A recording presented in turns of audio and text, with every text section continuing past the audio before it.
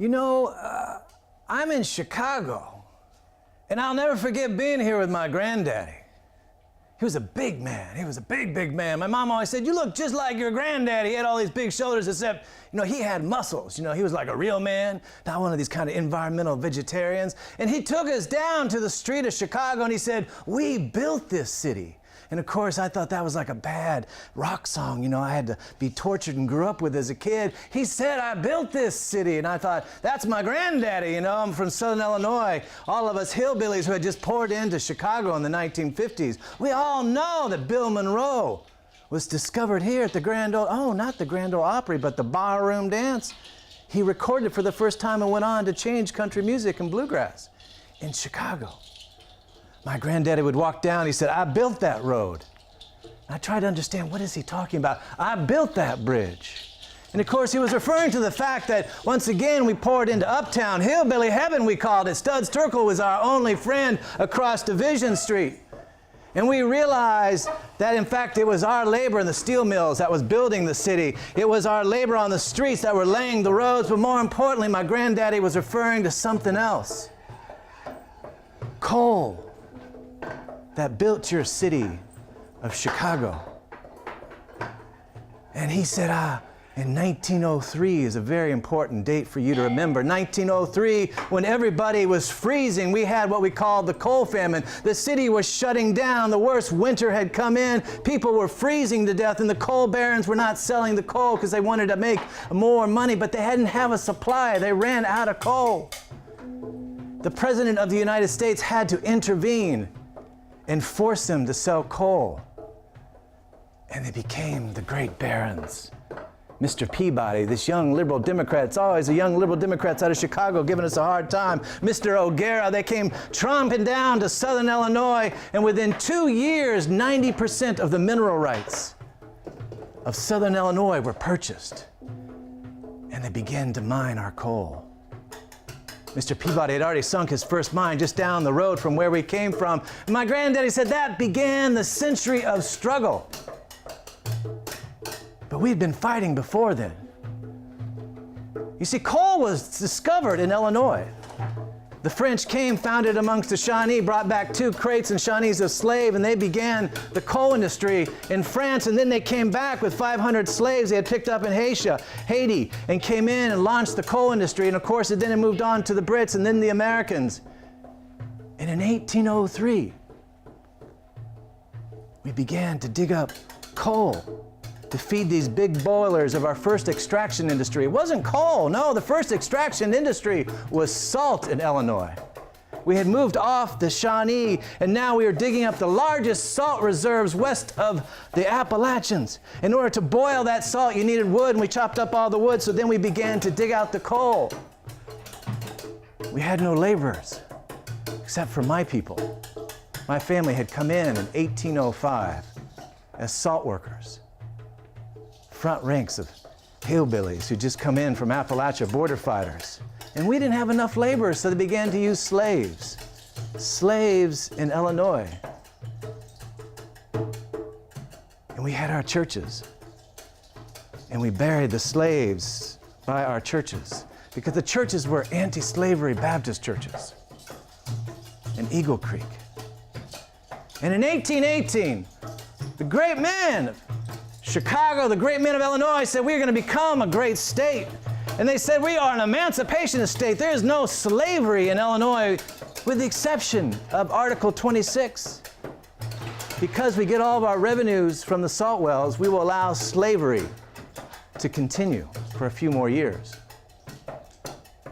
And we're a slave state of coal and salt. And my people continued to agitate and fight, to stand up for justice and what was right. And we stopped slavery. We stopped the Convention of 1824, a band of hillbillies working with abolitionists. Finally, the first alliance building coming together with a very weak governor. And that's a cycle you will see that'll happen for the next 2 centuries. A weak governor, radicals, and an alliance of abolitionists. But the struggle went on. So today is October 12th, and I had to come back to Chicago because today is Coal Miners' Day. And not a single person is celebrating Coal Miners' Day. Coal brings jobs, says our governor. But he's not celebrating Coal Miners' Day. Coal is the future. But we're not celebrating Coal Miners' Day. But we do, where I come from. Because it's not a day about coal, it's a day about standing up for justice in Chicago, or our coal fields, or today in Ferguson.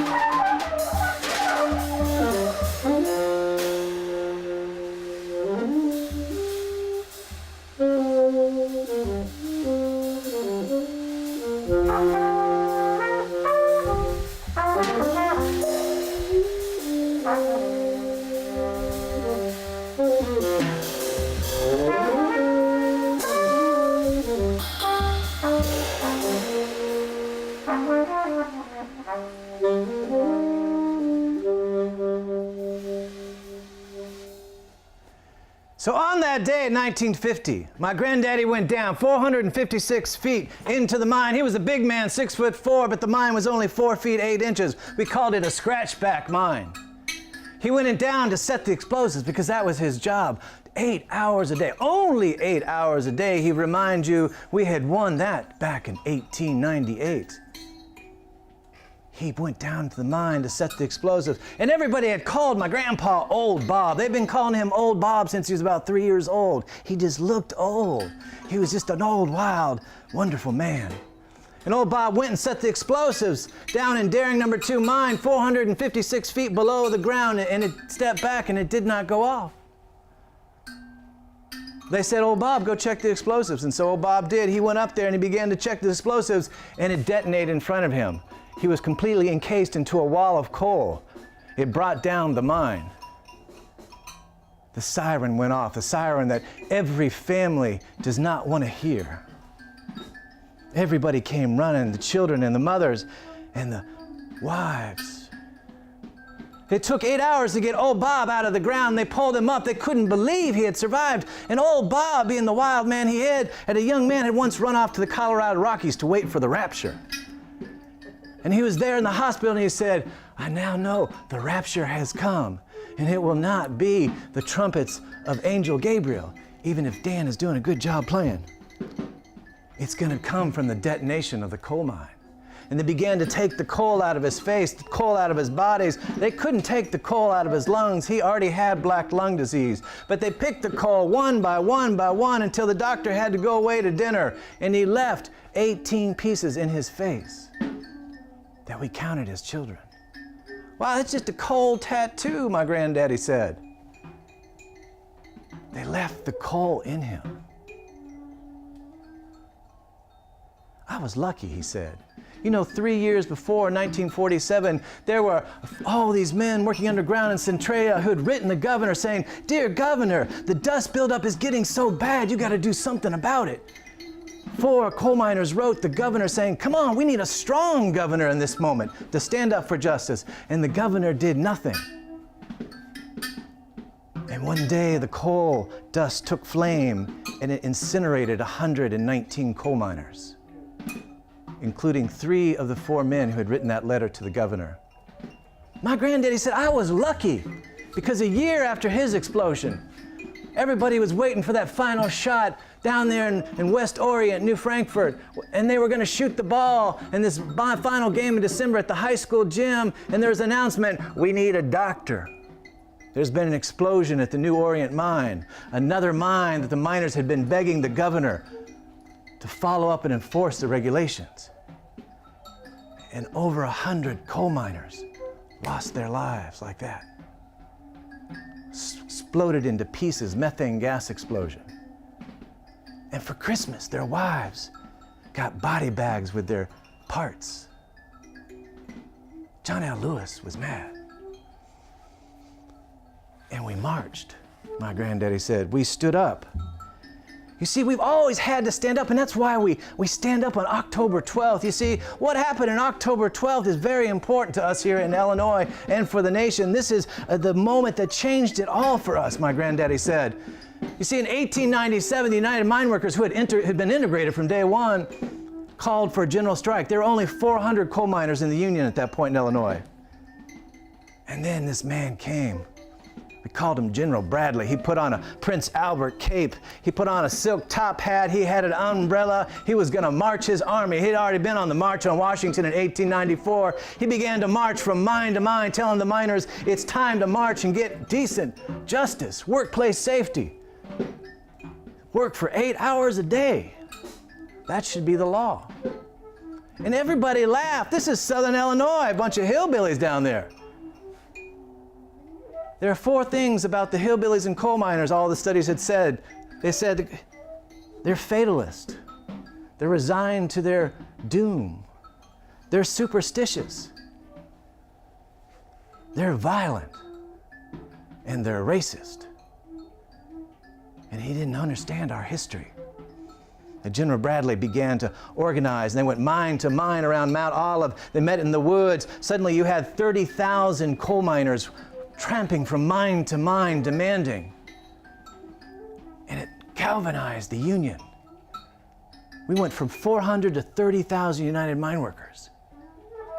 And we won the right to an 8-hour workday, which is why you have an 8-hour workday today in Illinois. And we won better workplace conditions, and we won a 30% increase in our salary. And one mine held out.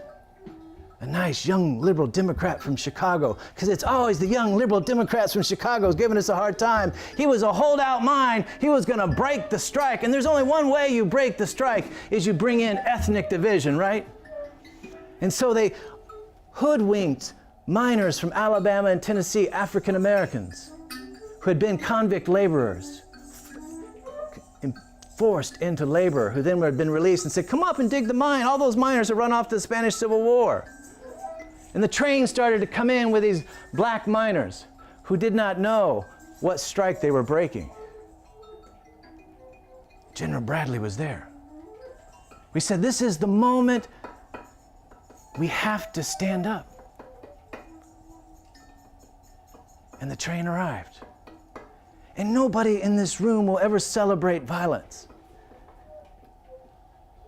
But this is a moment in history where people stood their line and with their hunting rifles held off the gun thugs. And there was a shootout. 5 miners fell dead.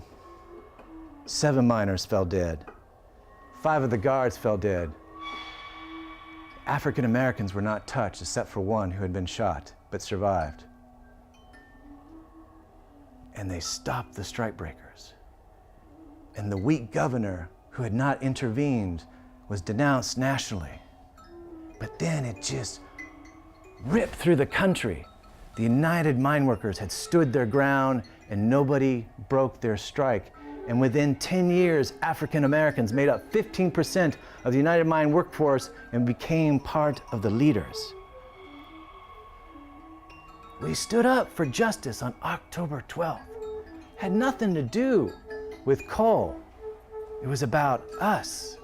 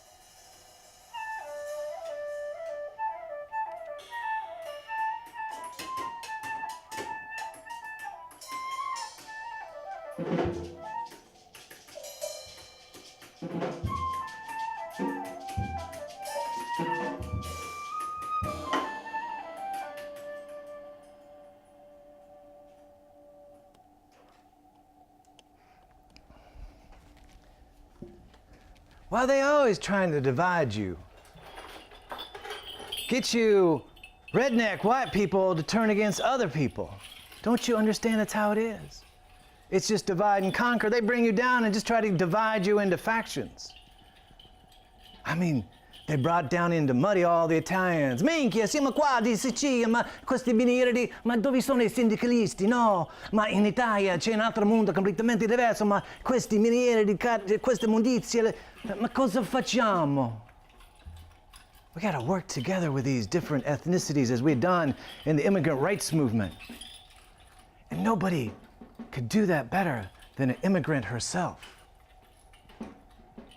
We had to go down and back to Chicago, back to this world of Cork, Ireland, where an immigrant had come and taught America an amazing lesson. We had to go meet Mother Jones for the first time. And so I brought Mother Jones' literary child here to introduce her.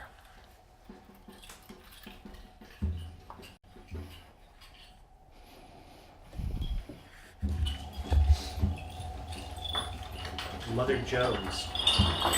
The very name of the miner's angel conjures up an image of fearlessness for most union and progressive activists. That diminutive, frosty-haired old woman with a flat cap, round glasses, a long black dress that forever dragged in the dust of marches, and a broken Irish grin that placed her resiliency over ruthlessness and defied men, always men, to resist. Her motto was simple: pray for the dead and fight like hell for the living. Mary, Mother Jones, had prayed for a lot of the dead. At the age of 37, she lost her 4 young children and husband to a yellow fever epidemic. 4 years later, she lost her entire life belongings to the Great Farm in Chicago in 1871. She took her despair and her grief and she placed it in the labor movement. Living as a seamstress for Chicago's wealthiest families during the day and a member of the Knights of Labor during the nights. She once reflected on what she saw between the chasm of the rich and poor and how it changed her life. Once, while sewing for the lords and barons who lived in magnificent houses on the Lakeshore Drive, I would look out of the plate glass windows and see the poor, shivering wretches, jobless and hungry, walking alongside the frozen lakesfront. The contrast of their condition with that of the tropical comfort of the people for whom I sewed was painful to me. My employers seemed neither to notice nor to care. The barons on Lakeshore Drive included the growing coal dealers and coal operators like Samuel Insull and Francis Peabody, among others. By 1890, at the age of 60, Mother Jones turned to a peripatetic life as a labourer organiser for coal miners, often on the payroll of the United Mine Workers, or more radical unions. She became the miner's angel, unafraid to confront the most violent hired guns. Over the next 25 years, she roamed the coal mining battles in Colorado, to the brutal clashes in the company lockdown West Virginia coalfields. At the age of 83, after leading a coal miners' march in West Virginia, she was convicted of conspiracy of murder and sentenced to 20 years in prison. The sentence was so outrageous that the West Virginia governor commuted the sentence. Thank you, Paddy.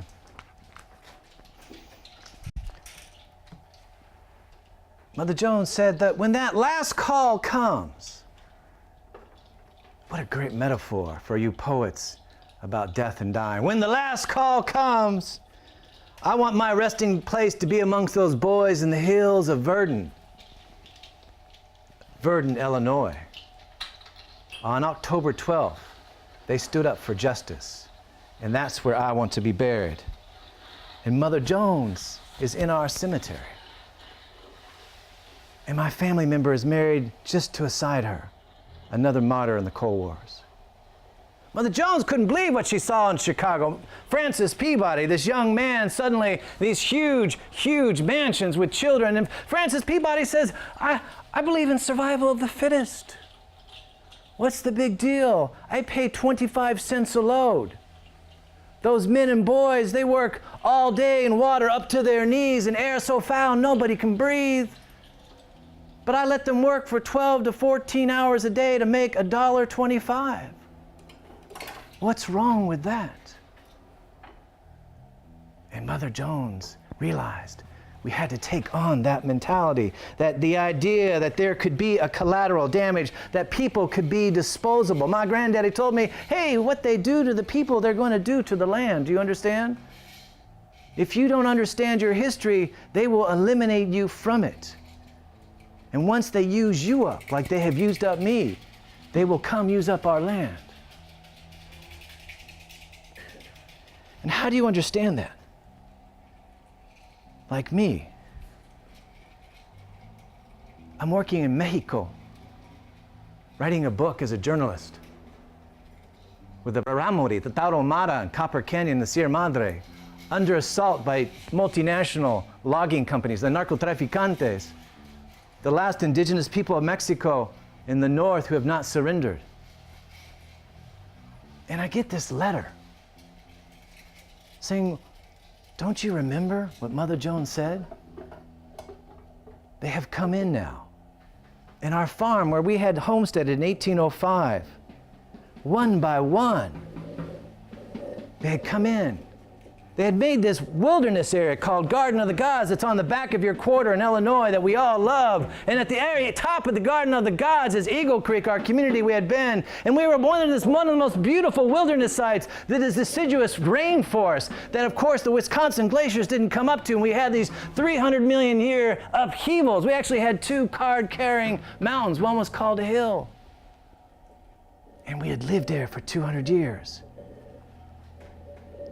And the environmental groups had cut a deal that made sure the beautiful areas were put aside as federally designated wilderness zones.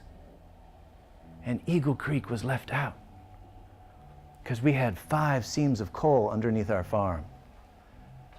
5 seams of coal. And they came in. And the first detonation went off, 2,000 pounds of ammonium nitrate fuel oil. Then it went again. And then the dishes shot from the cupboards. And then the frames came off. And fly rock went through the windows of our cousin, fly rock the size of a bowling ball. And one last detonation came. And they broke his well. The last holdout of Eagle Creek. They had just put on the porch for the 9th generation of our family for our cousin whose husband had just been killed in the mines. We had to leave. And they strip mined Eagle Creek. They took 970,000 tons from underneath our farm. 970,000 tons of coal where our church had been and led the anti-slavery movement. Where 300 black graves had been stripped. Where 10,000 years of indigenous bones, including the renegade Shawnee, had been hiding. 970,000 tons of coal from underneath our house. 970,000 tons of coal. Enough coal to generate electricity for America for 4.5 hours. That was the cost, the reckoning of our coal industry. And no one stood up for us. Mother Jones was gone.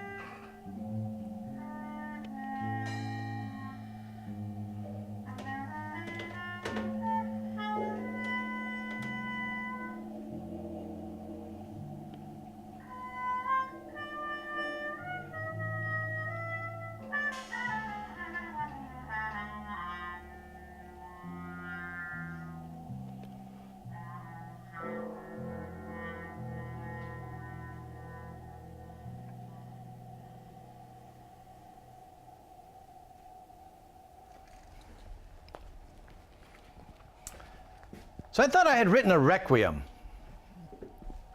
for Eagle Creek, and the story was over, and I could go on now. And I could write other books, and I could forget about this. History is gone, of course. We don't need to worry about history no more. We don't need to worry about Miners' Day. We can forget about that. We can run a marathon on October 12th. On October 12th, we can talk about Columbus Day tomorrow, because he discovered America, didn't he? We can just go on. And then I realized, wait a minute. If you remove our history, if you kill our history, if you literally eliminate me from the historical record, that's historicide. And now I have to begin the process of regeneration to bring back, restore that memory. I'll never forget, I, as a journalist, was covering the jazz behind the brass curtain, I called it. I was in Prague right before the revolution. And I was interviewing jazz musicians. And the musician said, Milan Kundera, the great writer, he said, the battle is between memory and oblivion. And that's what we are. We speak in the language of memory as jazz musicians. And you must speak in the language of memory as a writer, as a poet. And not write requiems. But this is the prologue. Can you believe it? This is 2014. And your state of Illinois is in the throes of the largest coal rush in over a century. Once again, a weak governor has allowed a 60% increase in coal mining that has led to massive mayhem in the region. Strip mines now going up by Peabody. The very man who had sunk that first mine now has come back to our same areas of Eagle Creek and started pushing off even more farmers. In central Illinois, you have farmers who are now losing their land to longwall mining. And black lung disease, the very thing that we had battled, that had been diagnosed in 1831, is now at record levels again. That 75% of the coal mines have not been visited in the last 5 years, according to a recent AP report. Just like 100 years ago. We've allowed them just to go on. And I'm thinking, wait a minute, who is standing up now for justice? Not for the coal industry, but for the people who are having to defend themselves. First and foremost, the coal miners, and then the people who live near the coal mining areas. Who is actually talking about health issues now? The fact that people who live near coal slurry impoundments are having their water contaminated. People in Clinton County who suddenly saw their cows drop like flies and their crops gone, and then suddenly developed their own cancerous tumors. People down in other areas who've seen the silica dust from the blasting, to the fact that we have massive cancer corridors. That in places like Appalachia, you have a 45% higher rate of birth defects. Wondering who is standing up for Mother Jones today? And this is the question we have to answer as poets, as writers, as musicians, as people who live in Chicago, because we built your city. We built your city. And my granddaddy was right. That road, that bridge, these factories, and now leading the nation in LEED certified buildings, your beautiful urban farm starting to cap. Suddenly you're in the forefront of the urban revival movement, clean energy. Suddenly Illinois ranks number 4th in the clean energy revival. There are so many green jobs happening, we're getting excited. Suddenly we have 100 communities getting renewable energy credits. And then, don't tell anybody, we have a 60% increase in coal mining devastation down south that we don't want to talk about. Right around Mother Jones, that has led to the same destruction and ruin as the past. And so I will finish with this. How do we raise the dead as poets, as musicians? How do we regenerate that march of General Bradley and his men going from 4,000 to 30,000? How do we bring back and restore one of the most deciduous and beautiful rainforests that compare with the Cumberlands and the Ozarks? How do we bring back a sense of justice in our times that actually matters? That is your question, that's your challenge, and that is who you are in Chicago today, and I'm giving you back Mother Jones.